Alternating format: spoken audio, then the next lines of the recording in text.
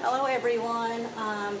This is a recipe that I've already done for Facebook Friday website, but I did not get the chance to video it, so I'm now going to try to video it. It is the, oh goodness, Outback Steakhouse Spring Alice Chicken.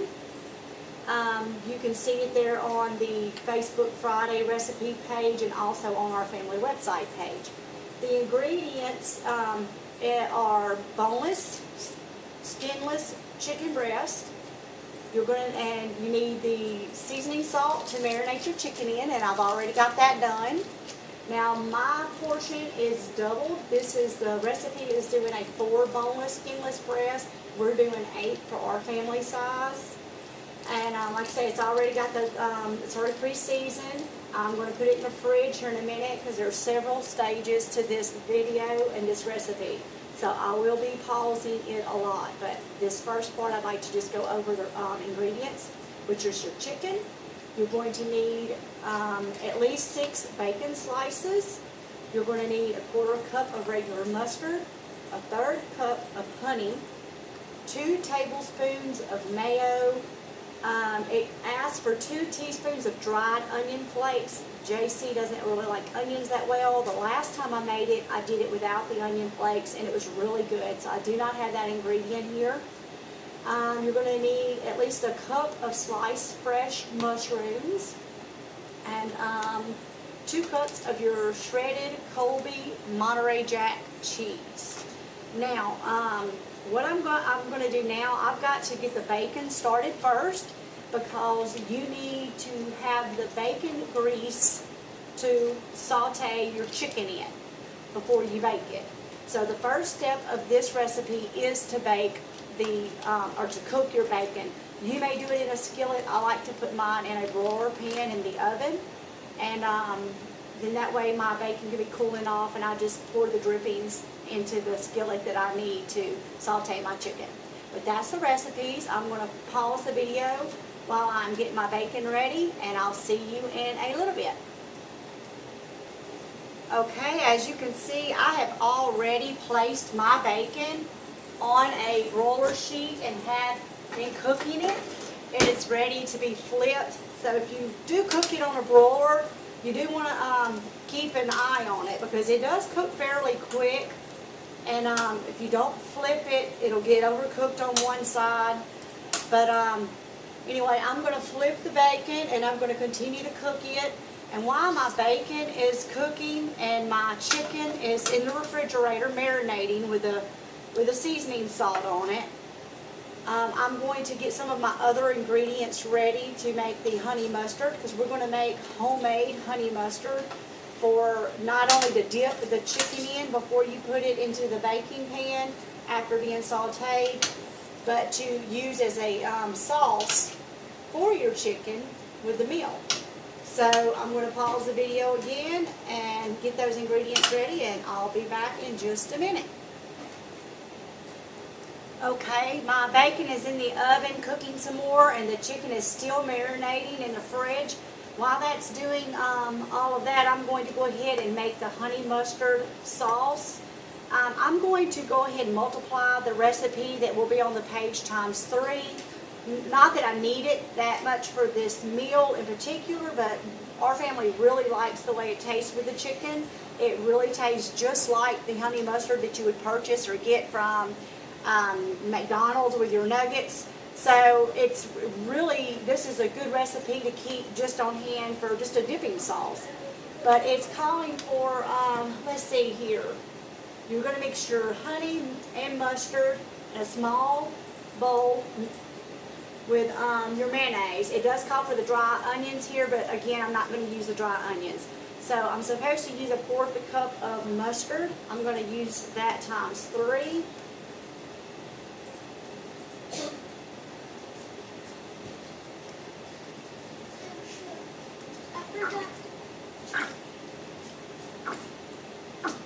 Oh, hopefully I'll have enough mustard here.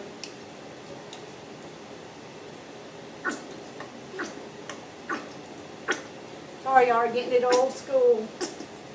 Let me see here if I can get it down here.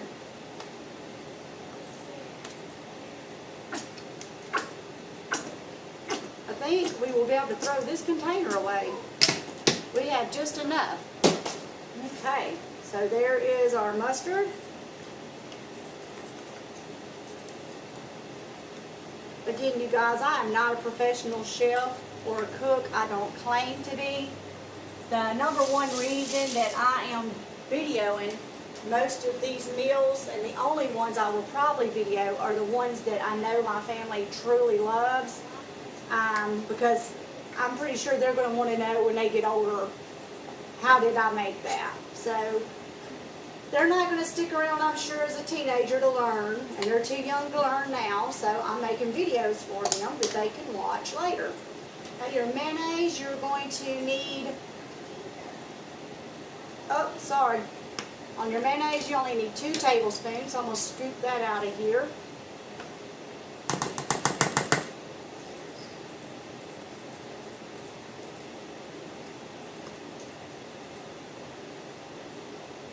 Okay. And this 4th cup measurement was for the honey. You rinse this out. Now let's get our honey. We're going to do that times 3 as well, because I'm tripling the recipe.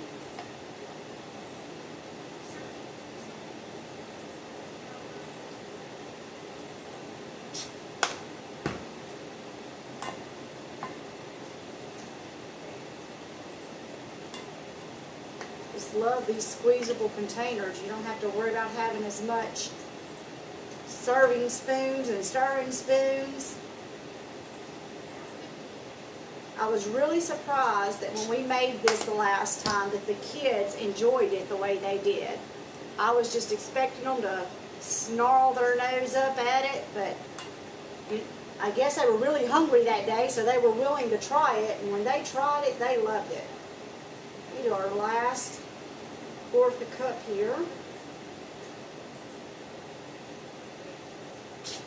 Alright, and that is all 3 of my ingredients.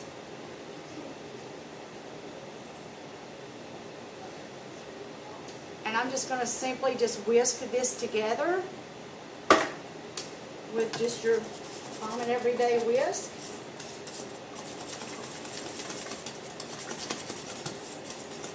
And what you're going to do with this, it says that you're going to spread some honey mustard over each piece of chicken, then layer with the mushrooms, crumbled bacon, and shredded cheese.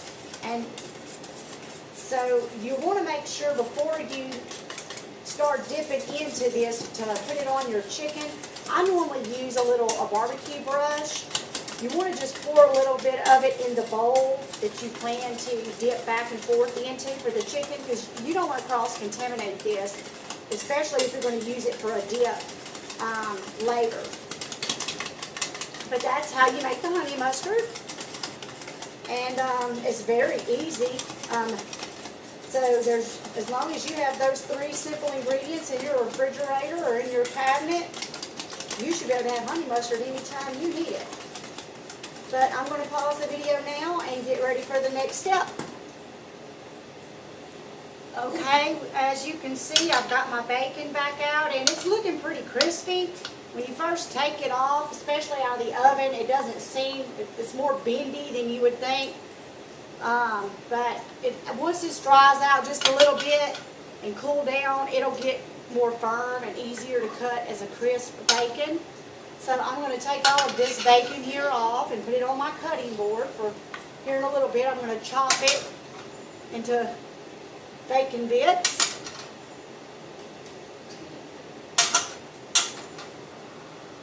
Okay, and then what you want to do is, let me move my bacon here.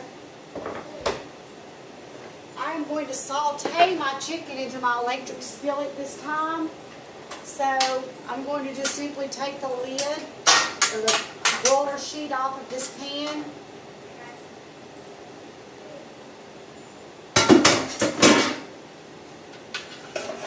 And then the grease that is here in the bottom is what I'm going to use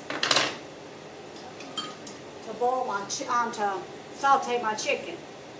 So I just simply take it and I take a rubber spatula, something that can get it all off of there for me, and put it on into my pan.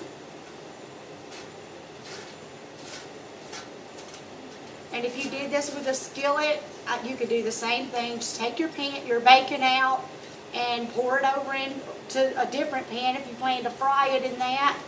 Or you may want to use the same pan that you fried the bacon in.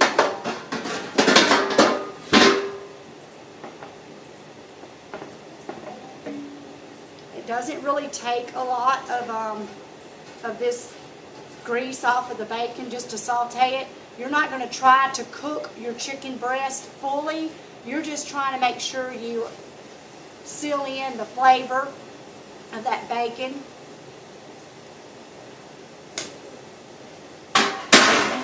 Okay, I'll be back. Okay, I am back with the next stage.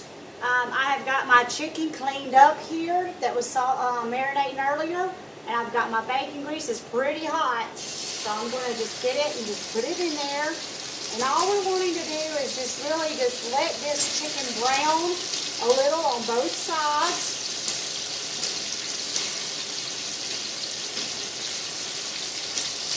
So you're not really trying to really cook the chicken all the way through. You just want to seal in those flavors of that seasoning salt or whatever seasoning you chose to marinate your chicken in.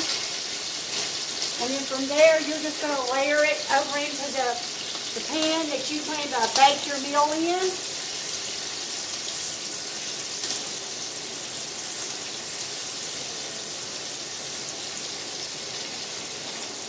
Try to make this all fit in there. As you can see, I have a much bigger amount of chicken than what the recipe called for. And also, while the video was paused, I went ahead and cut my bacon up. I had my cheese, mushrooms ready. And JC and I, it's not part of the recipe, but we like the Rotel tomato on our chicken. So I have a little bit of that ready. But you're just going to let this cook for just a minute until it gets brown a little on this one side, and you're going to flip it and do the other. And when we get to that stage, I will come back. Okay, I think it's ready to flip it. I wanted to show you what it should look like. As you can see, it's just a golden brown. It's not going to be fully cooked again. All you're going to do is you're going to flip all your pieces and let them get the same color on the other side. And then from there, you'll put it into your baking pan. We'll be back in a minute. Okay, it looks like it is ready to go ahead and get put into the your baking dish here. So all we're going to do is we're going to just take it and layer it because it's already got the oil on it from cooking into the skillet here. We're just going to place it into our baking dish.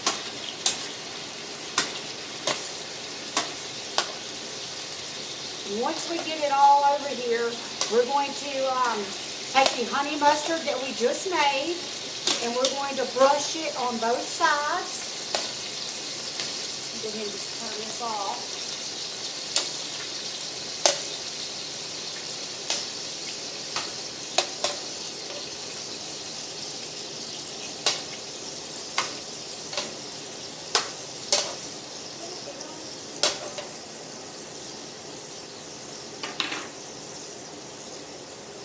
Move this out of the way.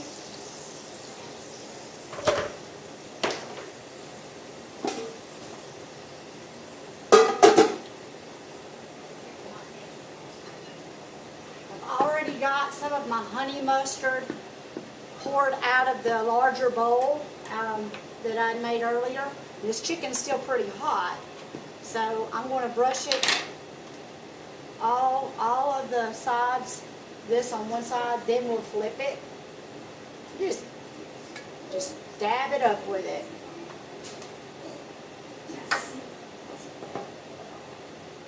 So I'm going to pause the video while I do this. Like I say, you're just going to put it on both. You're going to brush it on this side and then flip it over and then do the other side. And then when I come back, we will get ready to do the layering. Okay, I've got my honey mustard on both sides of my chicken. And the next step is to layer your chicken with your mushrooms, bacon, and cheese. Now, JC and I, as I said earlier, we like to have the Rotel tomato. I do not put this on the children's servings. So what I'm going to do is I'm going to probably just go ahead and move some of these smaller pieces of breast, because it's easier for them to handle, over to this side. And we will allow this to be their portion of the meal. And some of this is dark meat. JC and I like to have the boneless chicken thighs. Work perfect for this meal. You do it the same way you do the breast. It just has to cook a little longer in the skillet. Okay, so I'm going to put the tomatoes on last because everyone likes all of the ingredients but that. So I'm going to just take my mushrooms, and I'm just going to sprinkle it all over the chicken here. Again, it calls for, let's see, I think it's 1 cup, yeah, 1 cup of sliced fresh mushrooms. I've got about 2 cups here because we have more chicken here. And we like a lot of veggies, so it's really whatever you like on yours. And the way we do it with the Rotel, it seems to make a lot of liquid with the Rotel. So what I do is I like to mix that sauce around after we take all the chicken out, and we'll serve that over rice. And it's really good. The kids even like that. So, you know, it's got to be good if kids like this. Okay, there's the mushrooms. Then I may not use all of these bacon bits. It was a little overkill with the bacon, but we do love bacon as well. And I use bacon bits in several things throughout the week.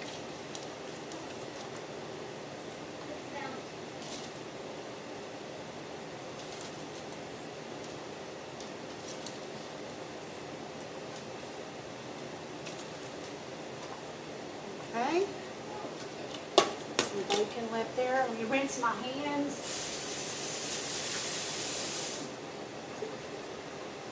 Okay, and then next we will put our cheese.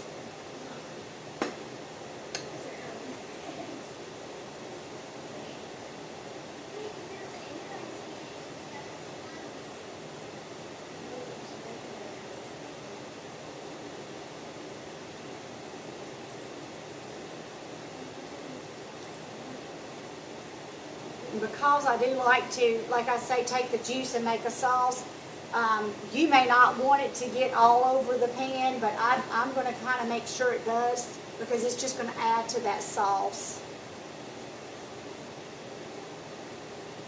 Okay, now we're going to take the Rotels. This end here was the kids section, so I'm going to try to just stay away from that section. Sprinkle these Rotels.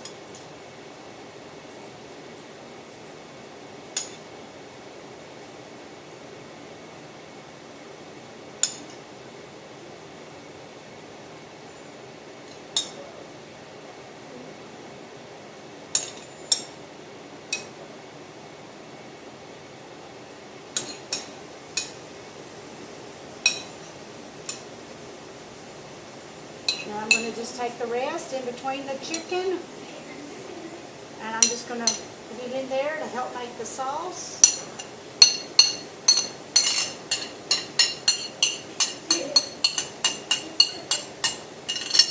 Okay, my oven has been going since I did my bacon, so it's already ready for it to go in, and we are going to keep it at 350, and it says to cook for about 30 minutes or until the cheese is melted and chicken is done. This cheese is going to melt before this chicken's done. Like I said, we did not cook the chicken all the way through, so it is going to take a good 30 minutes. So we're going to put it in the oven. We'll be back. Okay, we are finally at the finishing stage of the Outback spring chicken.